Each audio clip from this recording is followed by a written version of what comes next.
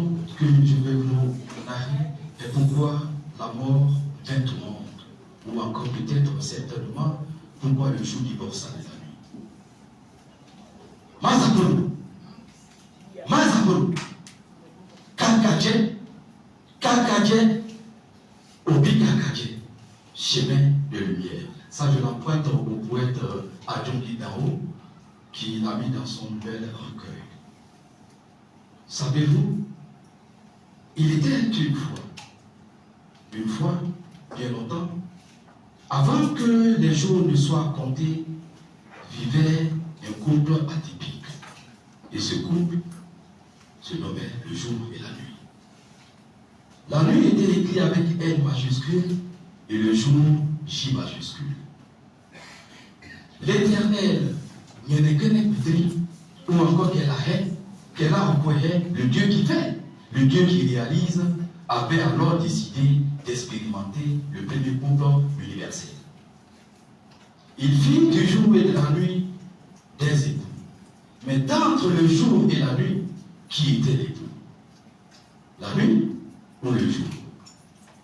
Et qu'elle a employé, qui avait réussi à assembler deux êtres dissemblants dans sa prosopopée consultive, leur dit: je vous ai fait couple. Il faudrait que la femme respecte l'homme et que l'homme respecte aussi la femme. Mais dans les replets obscurs de l'univers était tapis celui qu'on appelle Ténékénékutri. Le grand architecte de l'univers se faisant appeler, nous l'appelions Satan. Voyant la complétude du couple atypique, il décida alors de les désunir. Que fit-il? Il usa de la parole.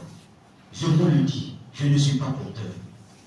Je ne suis pas conteur formé à l'école des conteurs des bois sacrés de l'Afrique profonde. Je suis le fils de l'homme qui faisait fuir les chiens en tapant sur les gueules. Chez nous en Afrique, chez nous les Mandé-Mori, chez nous les Vaudous, chez nous les fils de l'Afrique profonde, la Kola a puissance évocatrice. La Kola a une double face, la face mâle, la face femelle.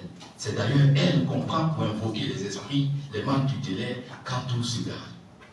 Mais dans ce qui était arrivé, le couple nuit uni au jour, Yénékéné-Mitri réussit à les séparer par la puissance de la parole.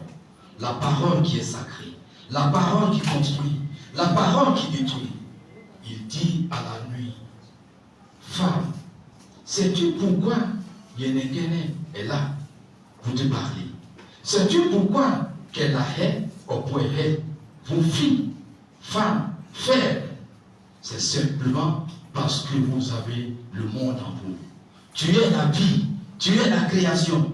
Si tu décides de dominer sur le jour ton époux, tu verras que le monde ira mieux.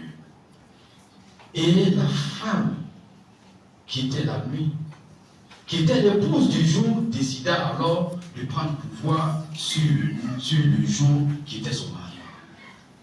C'est alors que se déclencha dans les cieux des vagues de slaves, de tonnerre, d'éclairs qui déchiraient le ciel, qui tombaient sur la terre en un fragment épars qui fissurait l'écorce de la terre.